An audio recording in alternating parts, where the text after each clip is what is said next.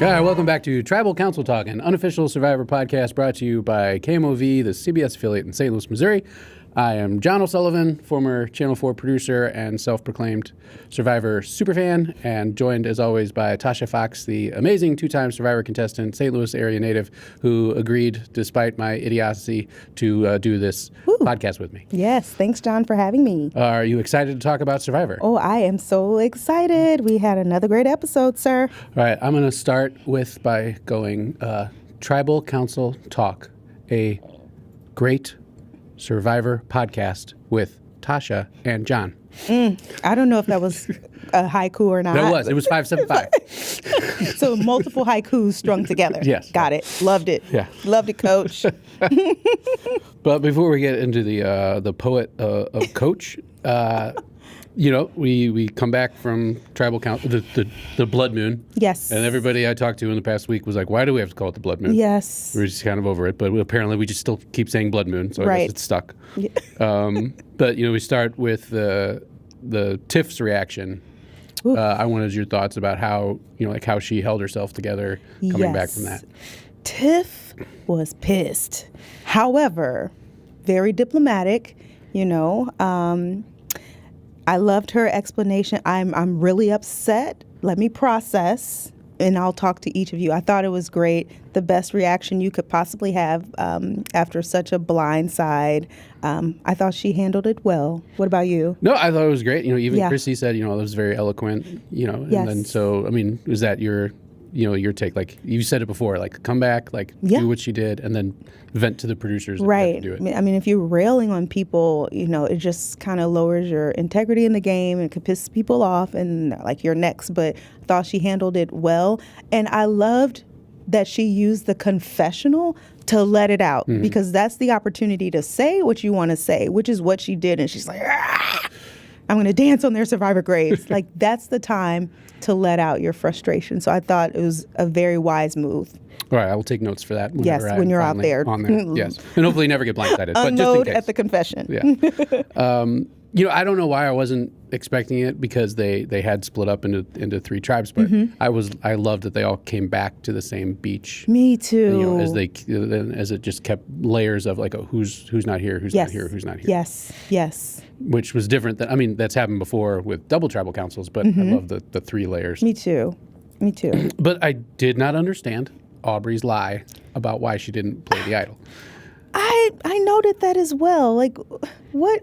And why would you tell everybody? I don't know. Maybe why would she tell everybody she's going to play it if you knew there's a possibility that you weren't? So my question to you is: do you think the better strategy would have been like, I'm going to play it if I feel like I have to? That's what you say. Right. That's what you say. And everyone knows you have an idol. They want to know what you're going to do with it. Just tell the truth, because now she came back with egg on her face, and people are like, So you can't remember what you're supposed to do? Right. I forgot to play it. Right. When the obvious thing is, since she played her shot in the dark, I didn't feel like I had to play my idol. That's all you say. And it's perfect. Why wouldn't you do that? You say. I think these players, they're really good, so good that they're overthinking, I think, some parts of the game. And that was an overthought component. Just tell the truth. Right. I had my hand on it, and I realized, you know what? I don't need it. And then it's almost like, okay, you know. Because instead of, maybe she was trying to lower her threat level, but then again, then it's throwing everybody off. Like, are you going to forget what our plan is? Yes. Yeah. Yes. Anyway, Yeah. Aubrey just keeps scheming to confound me. And then Christian took advantage of it by just spreading that around so quickly. Yep. So that's just another little knife into Aubrey. Exactly. And then the only other thing post-tribal for me was, Jonathan really, being the snake whisperer into Coach about like just starting right away the night before on to D. Yes, in they're looking at Jonathan as this big lug, no strategy, just out there, and I'm like, you guys better open up your eyes to Jonathan, and he comes off as this like aloof player. But he's playing the game too. No, that's what I loved when, like with the Coach on the hammock and Dee and Jonathan there, and then right afterwards, if everybody else has thought that they've evolved their games, why wouldn't you think that Jonathan could evolve? Exactly. Yeah. And then too, I don't understand why people who are on the side of the blindside initiators think they can just come back to camp and people are just going to be okay. You know, part of Survivor is, okay, I may blindside you, but I also have to do triage, right? And I think they didn't do that with Jonathan. Not well enough. Not well enough, and he's pissed, so. And you could say that, you know, like Dee going out this week is a direct result of her blindsiding Charlie 2 weeks ago. 100%. 100%. Yeah, it's So, all interconnected. It's bad blood. It's bad blood, but I love it. Yeah, no, Bring on the blood. Yeah, I love, you know, and then Jonathan's confession right after that of like saying, look, it went totally according to plan. Yes. He blew up Dee. She wasn't expecting that from Nope. him. And, you know, like I think that was his, you know, does no one see his Instagram post that he's friends with Boston Rob? Exactly. Trained by Boston Rob. Yeah. And so kudos. I'm liking Jonathan more and more. Is he on my team or is he on yours? Well, I'd have to double check. But he didn't get a rerun episode, so I don't think I would have targeted him. That, you know, that was my strategy of whoever is being rerun. He's on your team. Well, sorry. You know, I do love swimmers. Yes, you do. But, you know, I mean, that anything else on coming back from Tribal besides anything else? Nope, I thought it was good. I loved, like you said, just seeing the tribes come in one by one and they're waiting up for him, like, oh, let me get the tea. But, you know, the tribe coming back without Colby, I was a little sad, you know. No, and it, you know, like I thought again that Colby had a great going out there, and Coach even said that, you know, he went out, you know, like a warrior. Yeah, yeah. But you know, it is. But I think that, you know, they did see that Colby was a lot of the glue that tied. You know, Stephanie doesn't have as many connections to like the coach and Joe and Jonathan. Like, exactly. Colby really was the glue that could hold that big thing together. So I'm wondering how that'll go in the future. We'll see. Did Coach go crazy, or is he playing it up? I think Coach did coach. And it's interesting about Survivor. You go and you say, I'm going to be a different player. I'm going to change my strategy. But when you get in such a high-pressured situation, you're going to revert back to what you're comfortable with. So I think he reverted right on back to the Dragon Slayer, and he lost it. Lost it. I'm wondering how much, you know, and then again, you know, later his team doesn't win reward either. I mean, he's like, how much is this? Is like he's starving. He hasn't slept, you know, and it's just, like you said, reverting back to what it was before because he doesn't have any brain food. And it's so funny. I think I talked about this last week. Coach wants to say that he's playing an honorable game, but I'm like, you're not that person. Right. You're genuinely not that person. And it's okay because it's acceptable in Survivor to not be an honorable person, but to like give speeches and That's not how I play Survivor. Yeah, and nobody who's dishonorable will not win. And Emily's like, yo, you gotta go. I was worried. I was worried for Coach. So it was after that, you know, I'm bringing honor back thing that really got me thinking more about the voting blocks. You know, we've got the Cerise Wizard of Oz with Cerie, Ozzy, and Rizzo. Yes. I think you've definitely got Coach Joe and Jonathan. Yes. And then we have to see whether Stephanie and Chrissy stick with them or not. Right. Then you've got Christian, Emily, and Rick. Yes. And then you had Tiff and Dee with kind of Aubrey wondering where she's going to end up. Right. But I really do see a lot of similarities with Second Chances. We're wondering, like, I think the Cerise Wizard of Oz could move within all of those groups. Who's 100%. beneficial to move with the best? Out of all of those, let's call them alliances. I think those groups that you just named, they are together. The most solid alliance, I think, is Cerie, Rizzo, and Ozzy. They talk amongst each other, and they've really kept each other's secrets, right? There are some things that only they know. Whereas the other alliances, they are very fluid. They're talking, they're telling other people's business, but there are certain things that only that trio of Ozzy, Rizzo, and Cerie know, and that's gold in Survivor. Like, I think they can actually trust each other. Yeah, I think Christian and Rick have that, but then the problem is Emily, Yep. word vomit. That's flipping. exactly why I said they aren't as, yeah. Because you never know what she's going to do. She talks too much. She talks too much. Wow. All right, then coming back, as we were talking about talking too much, Yes. Coach comes back, pulls Rizzo aside. Yes. Why would you say, I want you to replace Colby, as opposed to say, like, moving forward, I want to have these people be the four horsemen? Yes. Yeah. I mean, it's just it's a little a little phrasing difference thing, but I mean, Rizzo picked up on it, and Rizzo does all of this. Yeah, and then too, in Survivor, of course, you are constantly thinking about your own objectives, your life in the game, your moves, and what you should be doing always is thinking about, when I have a conversation with someone, what are their needs? Mm-hmm. What do they need to hear? It's not about you. The best survivors know that it's not about you. On day one with Jeremy, when we locked in on Cambodia, I said, whether I can win against you or whether I would lose against you, I will ride with you to the end. If you are eating, I'm eating, meaning we're going to leave this game with money. So that's all I had to say. And I carried that through the entire game. It's not about me. Even if I lose against you, I'm okay with that. Right. That was my reality. I just wanted to get to the end. And so And just to Coach, clarify, she did, folks. I did get to the end. I did get to the end. But for Coach to go to Rizzo and really make it about Coach, right? You're joining us. We have a place for you, instead of what can I say to Rizzo to make him feel like it's about him. Mm-hmm. I don't know. No, I think Coach failed at that this entire episode. Agreed. But it's time to wage war. Yes, it's time to wage war. It's time to wage war. Even if it's against himself. I do think that, Dee blowing up, it kind of, so then it fell in with about the Rizzo idol. Yes. It kind of just totally played into Jonathan's plan. Totally. And even, like you said, like, she kind of dug her own grave. She did. By losing that. And then the montage of like, oh, I meant to tell you this, but I didn't. And yes. even though it was mainly her allies at the time, she did kind of shoot herself in the foot. Exactly. And, Dee said something so profoundly like, it sucks to know that you've made a move that may have cost you the entire game.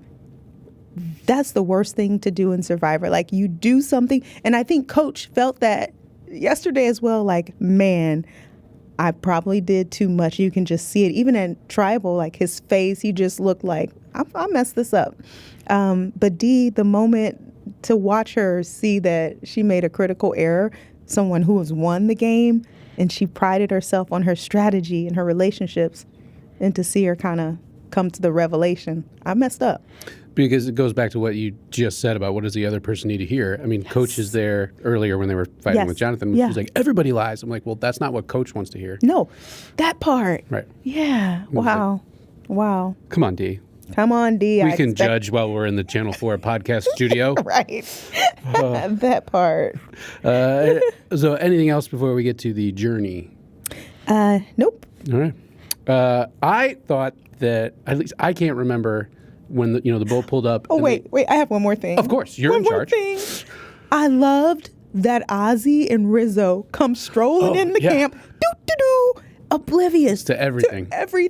Unscathed, and just like, hey guys. I'm like, oh man. His reaction, and then like, we're on the jury. But what struck me on that is like Rizzo automatically asking, like, are they on the jury or not? Yes. Like he's such a student of the game. Yes. Knowing automatically, he's just trying to decide, okay, how big is the jury? Yes. Or not. Yep. It's not like Ozzy's just like, emotional reaction of, oh, it's crazy. Rizzo's like, how many are there? Are they on the jury? Are we on the jury now? Where is it at? Love it. Good call out. Yeah. Good call out. Way to go, Riz God. Yep. I can't remember a journey, and they haven't had this big of a group for a journey that I think, well, obviously ever. But Stephanie doing like, let's use our shots in the dark as opposed to rocks. Yep. And because loved it. I don't know if it came from, because, which season was it? It was one of the latest New Era seasons where someone basically rigged the game. Mm-hmm. They were like, well, let's use rocks, and then like had their hand in there, like knowing which rock to pull. So by using the shot in the dark, you totally can't do that. Totally. Because you're like, oh, well, I don't know who's pulling up. But then she got picked. Yes. Yeah. Yeah. What was my question to you on her challenge of holding the arm up, which I know would kill me? Yes. It came out and said, if you do it for 60 minutes. It was like, would you want to know how long you had to hold your arm up there or not? That's a great question. Yeah, I think I would want to know. And one thing that I would do in endurance challenges when I was on Survivor, I would sing songs in my head. So the way that I would have processed that challenge, most songs are, let's say, 4 to 5 minutes. So if I can sing X number of songs, I know that'll get me to an hour, right? And so it's helpful to know. And I thought it was helpful to know at what levels, like the pot, where the pot needed to be. Yeah, where the little mark right, was. so you can constantly look and see, okay, I'm almost there. Yeah, and you're thinking 1 hour, I can do anything for an hour. So I think it's helpful to know.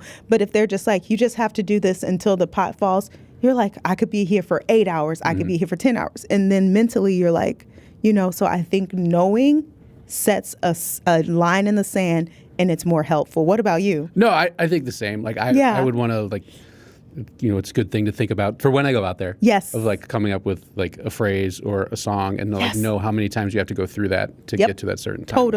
Totally.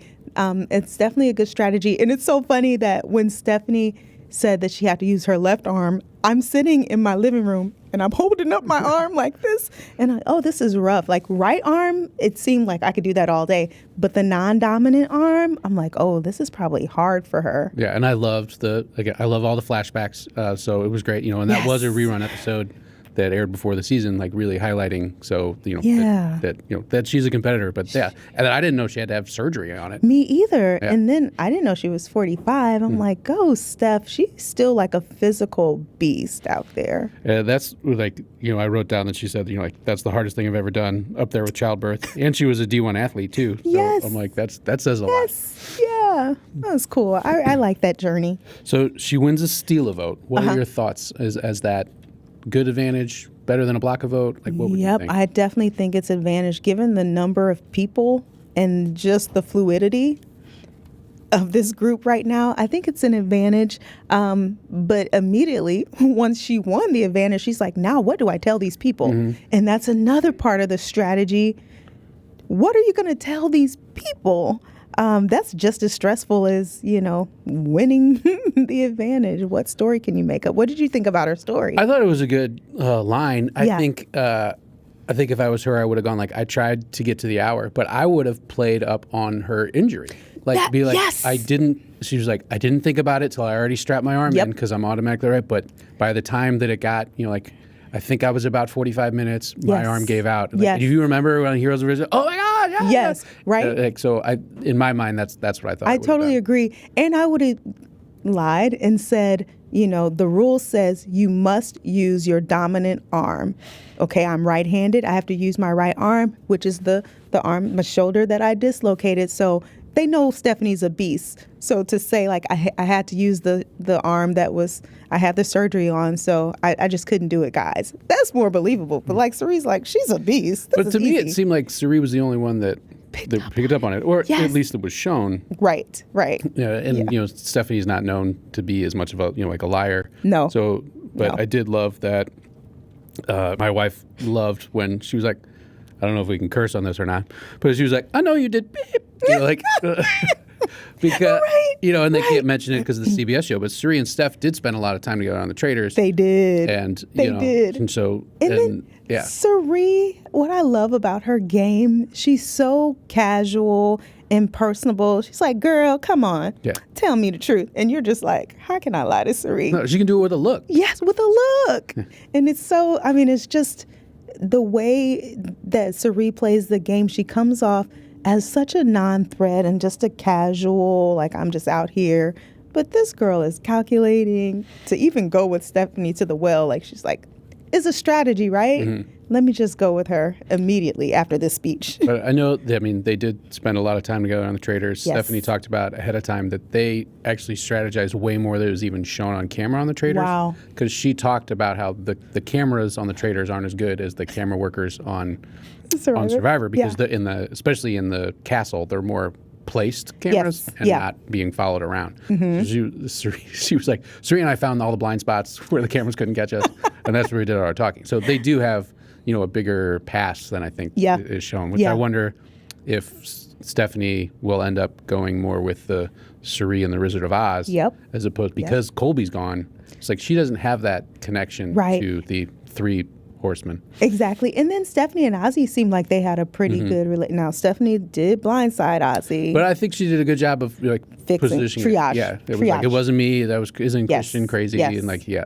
Agreed. Oh, I love it. But, Suri did then tell Rizzo, and I think Suri is trying to do more on solidifying her relationship with Rizzo Exactly. on the hammock. Yes. Again. that hammock. The harmony hammock. The MVP of Survivor season 50 is the that hammock. But, I think she has been, like, a lot of people are approaching, as Coach took the wrong approach with Rizzo, Yes. like trying to, all these people are trying to scoop up Rizzo. Yes. But I think Suri's played him the best. The best. I agree. Totally. Oh, yeah. I could see Final Four. Throw Stephanie in there. I love it. I will say, like, I'm always just thinking, because I thought about, like, showing much the montage and the Stephanie in one of the preseason podcasts on Rob Has a Podcast. It was after the Heroes versus Villains rerun, and it was Colby and Stephanie and Coach talking about it, and I was just listening to it, but on the video like Stephanie was like, I was like, oh, I just got a blowout, a haircut, and Colby made a little comment. He was like, you look like $1 million. Ooh. So I was like, when I wrote down, like, when Stephanie was getting edited around her the journey challenge, I'm like, oh, is this the start of her, like final four edit? I don't know. Okay. I'm crazy weird. Okay. Anything else before the challenge? Nope. My initial thought and fear, right when the drone shots come up of the challenge, and I saw it was 2 different colors. I was like, one more thing. Oh, of course. Okay, I love that Steph tells Suri her advantage, and then what does Suri do? She tells Rizzo. On the hammock. Yes, on the hammock. So it just solidifies, like, they are sharing information within each other. Solid alliance. Which is why I think Stephanie could just move Fit in right there. in. Move Yep. it right in. So wait, the drone shots come up. Challenge. I see the 2 colors. Yes. I was like, oh, they're going to do a double tribal council. But then I think that's what everyone thought when they were coming out, because then their reaction, I mean, Emily does have great reaction. She's like, oh, we're all, like, everyone's not safe. Like, she thought it was going to be more of like a emergatory type thing. And like it wasn't, but at least some of them got food. Yes. Yes. But yeah, that was my, where I was so glad that like, oh, one person's going to win. Right. And then jumping forward, I was like, why didn't I realize that season 50 wants to keep having firsts? So, like, last month, it was the last week, first time there's 3 tribal councils. This time it's going to be 14. This is the largest tribal council that we've ever had. And I love the format of first portion is for reward, second portion is for individual immunity. I don't know, have they done that? I don't think for reward. Right, exactly. Yeah, so which was another thing I wanted to ask you about, because it really, because like it popped up and I like paused it. I was like, oh, Shannon, like, who do you want to pick? Because they don't show the schoolyard picks anymore. No, they don't. Which I thought they might with the longer episode. And we both picked blue, and that like they won.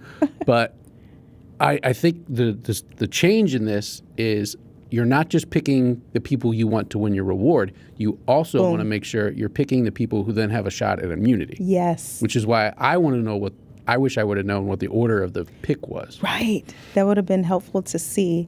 And then also the third component would be when you have a reward and you win, this is like prime strategy time. So you're also picking people that you need to strategize with in kind of a private setting as well. So, but yeah. And then sometimes you don't want to pick your closest allies because you're like trying to separate the people that you want to vote off. So it would have been interesting to see the actual pick, because I think we would have got a lot from that. Yeah. So make that a secret scene, CBS, so I can watch that part. Totally. In any tribe with Jonathan, I'm like, child, they're in good hands. So the thing, on the challenge, that grabbed me was, and it's the usual thing of, Jonathan's the ladder, and then I assumed Joe would be the ladder once they got on there. Yes. And then they didn't. And I was like, that was smart. I want to know who came up with that idea, because then they got up a lot faster. True. And like Ozzy can help get up, and then Joe the pull up there. Yeah. And props to Jonathan for heaving up there on himself. I but know. I thought that was a key little change that let the Blue get back up there. I agree. But, and obviously the great equalizer is the doggone puzzle. Why? My question is, why Coach? Why? I mean, you have Sarit, you have Aubrey. Yes. Why was Coach doing that? And I want to know, like, that's the other thing. Sometimes they'll show the, like, I'll give you a minute to strategize, which I know is more than a minute. Yes. But you can see them, and I'm like, was Coach like adamant about doing it? But Probably. Like, you should know yourself. Yeah. I was like, he's not the puzzle king. I was like, when you have the people who are on that team who are great at puzzles. Yes. And I know it was still close, but why wouldn't you have Sarit or Aubrey on there? And that is such a great point. And knowing Coach, I think he knew he kind of messed up with these conversations and the lectures, that he's like, let me put himself in the hero role. Yep. That's exactly what I got from it. So, yeah, I would have done someone else. But you know who kills puzzles? Chrissy. She's really good at the puzzles. But she's such a sleeper right now. I think people are just overlooking her. But even when she did the calling challenge, the blindfold challenge, she was the caller, and she had them construct the puzzle blindfolded. She's really good. No, she's slipping under the radar. Yeah, and so maybe if she makes it far enough and you get down to the truly individual challenges, immunity challenges, she'll be one. If she could get past the physical part first and get to the puzzle part, I think she's one to watch. Well, and she did win multiple. I mean, she's tied for the most wins for a woman. It's true. And I did say that no matter what, it was close, which I like more than a blowout, obviously. Yeah, me too. All right. Anything else before immunity? No. Okay. My first question for you, what are because in the challenges they were going, I don't normally think I've seen this where Jeff was like, Christian, like move further away. Yeah. Are there rules if you accidentally bump another player or you fall off or you hit someone in a challenge like that where they're so close? Yep. So there was one challenge, and it was the floating dock. Obviously, when you fall off, it ripples the water, and when you swim, it ripples the water. Jeff said, if you fall off, swim out wide so that you don't interfere with the people that are still in the game. The game goes on, but he said, we won't stop the game, but they may come after you if you ruin their chance at this challenge. So it's live. It is what it is. So if you accidentally bump somebody and they lose that, it's not a do-over. It's just like now you have bad blood with the person that you intentionally or unintentionally sabotage. When you tell like Christian, go, like if you accidentally bump, exactly, you're both out. You're both out, right? And so, that would kill me. So you're very mindful of once you're out, not to even unintentionally interfere with someone else that's still in the challenge. Okay. Thank you for answering my question. My pleasure. I did love, some of my little tidbits that I loved, like zooming in on Stephanie's bloody knees, just showing that, which I assume was from the challenge before. Yes. I love Devin's giving props to the boom operators. And I thought about that too. You don't see the cameras, right? Obviously, you're watching it, so there are cameras there. But that was one of the things that I love the most about Survivor is the behind-the-scenes stuff that I got to experience as a player. We're literally running through the jungle and there's 4 or 5 cameramen and boom mics following you too. I'm like, these people are excellent at what they do. You never see them. They're there, but as a player, you forget that they're there. Somehow you go blind to them and you're like, well, how can people say this? How can they do this? Don't they know that America or the world is going to see this? But you literally go blind to the producers and to the cameramen. But I think they are excellent at what they do. So you just get used to it. You get used to it. You're so engrossed in the game that the production part, which is integral, you just don't, you tune them out and you start saying things and you're like, oh my gosh. This is going to air. How did I miss this camera? So I think part of strategy in Survivor 2 is not only navigating the game, but then editing yourself. not giving the producers anything that you don't want them to play with. Well, Coach doesn't know how to edit himself, Nope. so they can Nope. play with everything that he says. Yes. I thought Joe was going to pull it out. He just looked totally steady. Yes. But then when Ozzy won, I realized that's his first win this season. Right. Like he was on no tribes that Yep. won. Yep. Not It was typical Ozzy, right? No, he lost to Coach in the very beginning of Yes. the first Exile Challenge. Yes. So I was like, hey, it's your win. I will say I didn't want Dee to win. I'm No. like, and when she dropped, Jonathan's face was like, whew. You could see like the joy and the relief. So Which is, Dee is a challenge threat. Yes, she is. Like thinking ahead of how they played up the Coach versus Dee. I'm like, Coach is not a challenge threat. no, Especially as No. he's older. He wasn't really when he was young. It was like, No. if you had to decide, like, who do I want to have my better chance with? Like, yeah, get rid of Dee. Exactly. So props to Ozzy, and Go then Ozzy. highlighting that he's one win away from tying the most individual challenge wins. Yep. So I don't it's one of those things where I wonder if they tee it up, because that obviously could have been they could have cut that out. Exactly.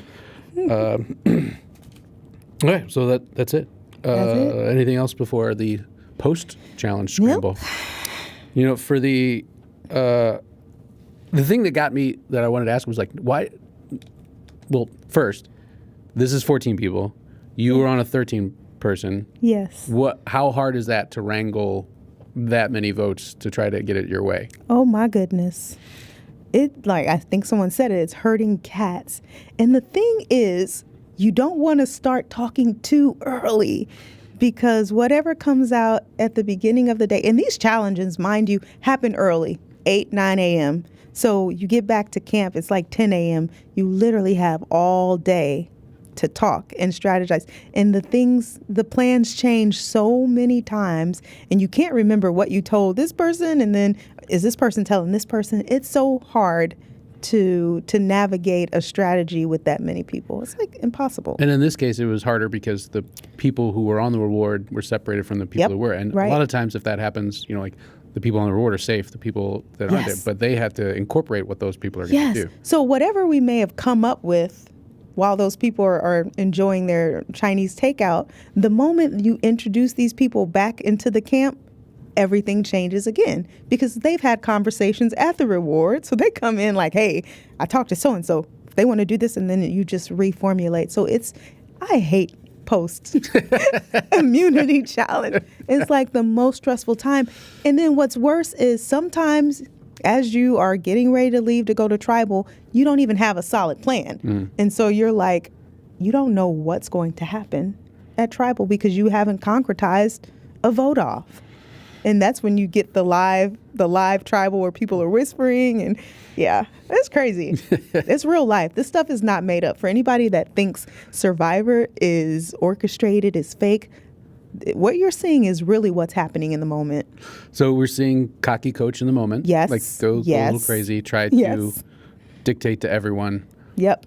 Doing too much with the middle people. Right. Which, how does he not know that Rick and Christian are so tight? Yes. And that, as Rizzo points out to him, like, Rick's in the middle. He's in the middle. And I don't even understand who the middle is because we think there's so many different permutations of who's working with who. Like, who is the middle? Agreed. But number one, like, they are obviously tight together. Yes. Like, everyone knows that. Right. How are you trying to say, like, Yes. don't tell him that? Again, coaches, non-strategic thinking, like you have to look from the other person's perspective. If you think you're on top, don't say middle people. Right. Just say, hey, you got this. What do you think? Mm-hmm. As someone who's in the middle myself, what do I need to do to get to the top with you? Just change up the language. Right. For me, this is like always concentrating on making sure you bring other people in, not Yes. dictating to Yep. them what Yep. this is what we're going to do. I'm like, how about you like have a conversation? Right. What do you want to do? Right. And do like a Suri where you steer it the way you want without having to just be Yep. like, this is what we're doing. Yeah, which is an art in itself, how to get people to do what you want to do by making them think it's what they want to do. Right. It's an art. Yeah, Coach, why do you need the Riz God to explain Survivor with you? When you've been doing this, as he said, like almost as long as he's been alive. Like he's made it to Yes. He made it to the final five. He's made it to a final tribal council. He's gotten votes. Like why this isn't This isn't that hard. I know you're starving. I know you didn't get the Chinese food with the, traditional dessert of brownies. Right. But like, come on. Yes, that was funny. So, I started this with haiku. Okay, yes. And then the lovely, I loved the Emily almost observing Coach in the wild moment of him by himself there. There's no producer there. He just sees the camera and he's just talking to the camera, right? Yes. Yeah. Just talking to the camera. Okay. I mean, the voices in my head keep me company. I get it. But it's like, does he realize what I would love to know is like, does he realize his coachiness is like getting the best of him? So he's like, I'm going all in on the coachiness. Yeah. But then I wish I would see that in a confessional because it's a lot harder to sell that at the final tribal if he makes it there, if you're not trying to like leaving breadcrumbs along the way. Yes. And too, coaches, he knows what Survivor is out or is about. And so when you have this many people, these big personalities in the game, if you want your TV time, sometimes you have to orchestrate haikus, right? You're vying for minutes as well, and so I think some of it is played up a little bit. All right. Well, he can keep playing it up. I know, because it's good for TV, right? But I love that Coach is like asking Jonathan, Emily, you want to hear it? Jonathan's like, nope, keep talking to yourself. Yeah. They're over it. They're so over it. I did think that, so it comes up, like the alternate coach plan. Yes. My first initial thought as viewing it from a production standpoint is they're bringing this up too late. This is so people think that it's not just cut and dry. Right. I was like, this is too long. And then the fact that Dee was like, I'm gonna get up and do a live tribal. Yes. It's like I think she kind of knew the writing was on the wall. Yes. And they're just they're trying to build tension. Yes. But for me, I was like, oh, Dee's still going home. Yeah. It was pretty straightforward, right? Okay. We're so smart. We are so smart. I did love the planned live tribal because it's got, but all these other people who've never seen this before, like Ozzy's like never seen this before. Like, yeah. I do still love like all the little permutations of old school, new era. Agreed. All coming together. Agreed. Was there anything else before we got to tribal council? Nope. Okay. Nope. My favorite part was Joe saying he's never going to make another Firehouse reference ever again.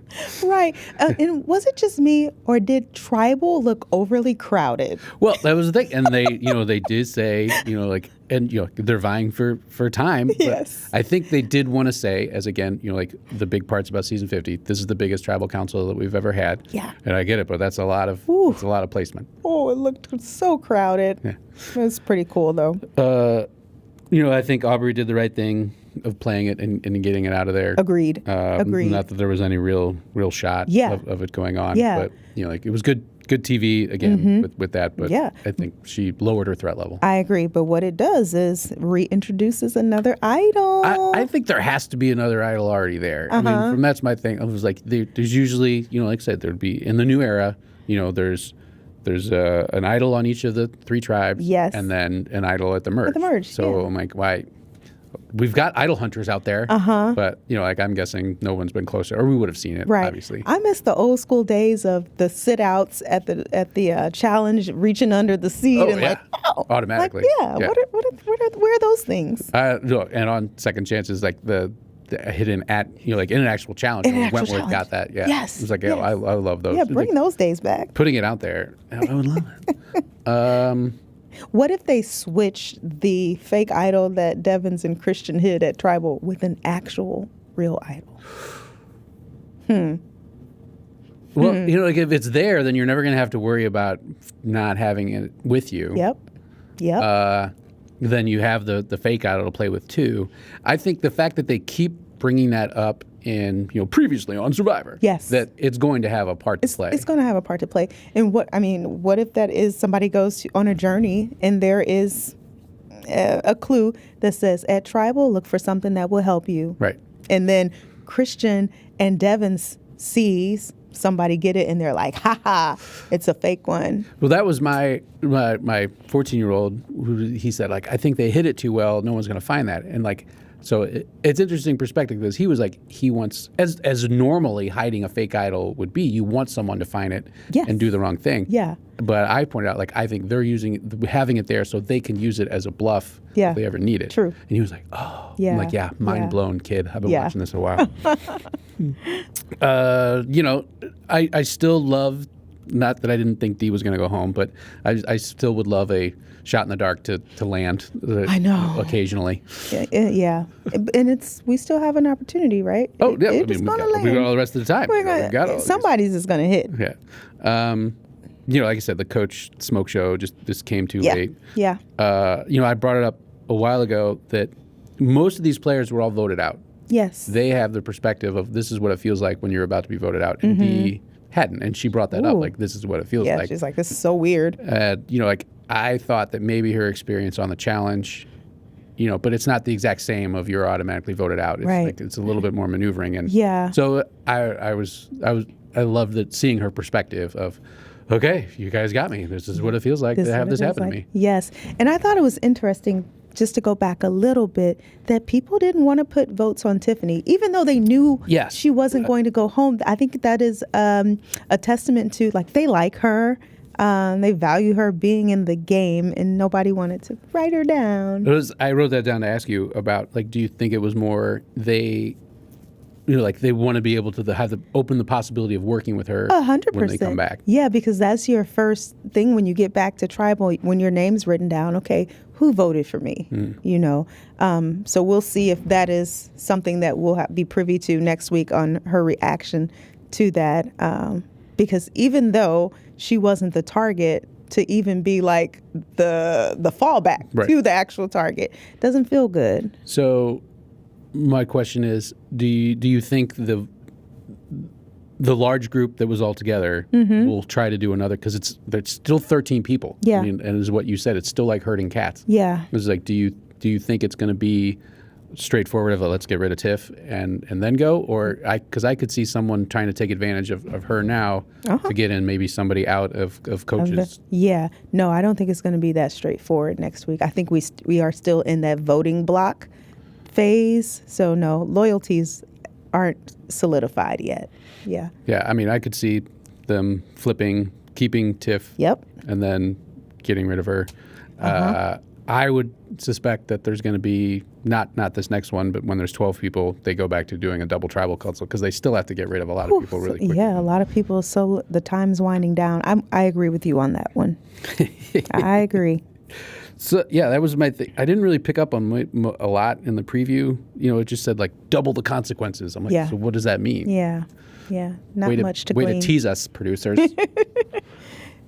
Anything else before we get to our Survivor Fantasy team? No, I'm going to say another great episode. There have been no throwaway episodes yet. Nothing's been dull. No. Again, this is why we love returning player seasons. Yes. Everyone knows how to bring it. Yes. Like even when it appears to be a straightforward vote, I don't care. It's still entertaining. It's still entertaining. They're still talking it up. We have it all. They're still playing. Yeah. I love it. Yes. I look forward to it. Every Wednesday night, I sitting agree. down and watching. I agree. And then every Thursday to sit and talk with you Yes, about I'm it. talking to you. So All I'm right, happy. so how are our Survivor Fantasy teams doing?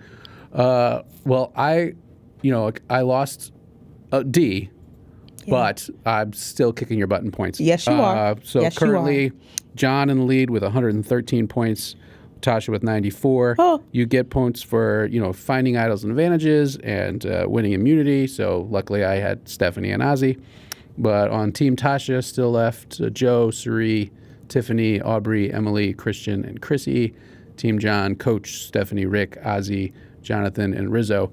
The other thing to think about is that there's no more possibilities of boomeranging. True. Yeah. So I mean, yeah. Genevieve She's gone. is gone. Aubrey played her idol, so Yep. there's no chance of Christian getting it back. So No. no more boomeranging, which is why Yeah. I think that yes, they will definitely introduce something else Yep. into the True. game. True. Really, that's all I have. I think I'm I think I'm talked out. How about you? Me too. I have to recover from every episode. Like, I'm so overloaded with this awesomeness. And so, yeah, I'm looking forward to next week. And always talking to you, it trigger some things that I even, missed or whatever. So I do appreciate our Thursday talks. Well, I love asking you questions about Survivor and getting the behind the scenes things, which is Yay. why I'm not the only one talking here, because no one cares about me. They really only want to hear from the amazing Tasha Fox. Aw. So tune in next week, and we'll be back, and I will be asking some amazing questions and pulling the brain of Tasha to bring you all the behind the scenes and the fun talk of Survivor Season 50 on Tribal Council Talk. See ya. Bye.